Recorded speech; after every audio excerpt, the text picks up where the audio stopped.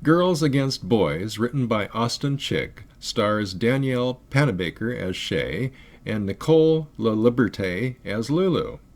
On Netflix, this movie got low ratings, but as a longtime anti-feminist and MGTOW, I actually like this movie.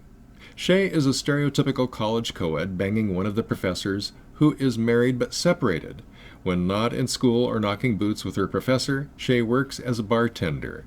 One of her classes appears to be a women's studies class reeking with misandrous tripe about misogyny and the evil nature of men. Lulu is obviously attracted to Shay and has a hate-on for men. This becomes the central theme of the movie.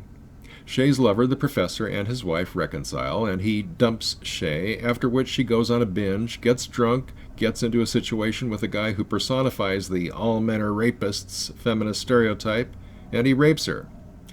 At this point, the film starts to look like a typical men are evil feminist rant, devolving into an all men must die feminist fantasy personified by Lulu. Lulu takes advantage of Shay's trauma. They become a couple as she infects Shay with her poisonous misandry. This is symbolized by her filthy cigarette smoking habit, which Shay adopts. Murder and mayhem ensue. Led by Lulu, they murder the rapist and his buddies.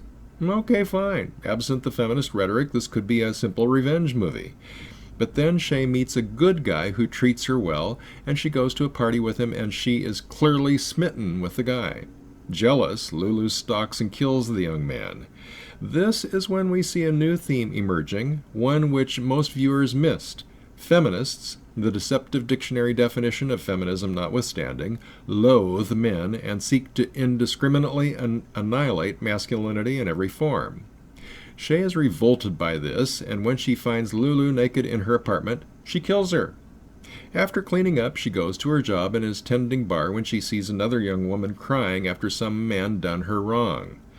While she has rejected the misandry of Lulu's character, the feminist influence lingers, and we see Lulu's ghost hovering in the background, the evil influence of her misandry symbolized by the cigarette that she, the ghost of Lulu that is smoking.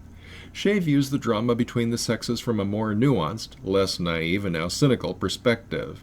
While the violence was nowhere near the degree of a Quentin Tarantino movie, it was just as surreal, and the soundtrack, which was absolutely superb, served to underscore the surrealism. What initially drew me to watch this movie was Panabaker, whose performance in the Flash TV series is funny, yet nuanced and complex. Note, I'm watching the series on Netflix, and so I haven't seen Season 2 yet. Don't spoil it for me.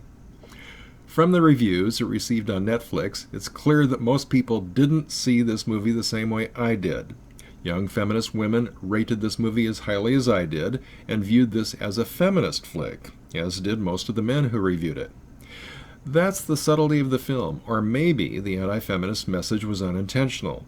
But given that the writer, Austin Chick, was married for less than 4 years to Morena Baccarin, of Firefly fame, and that he filed for divorce from her for irreconcilable differences before this movie was made, I think he probably knows more about feminism than a lot of feminists do, and that he knew exactly what he was doing with this script.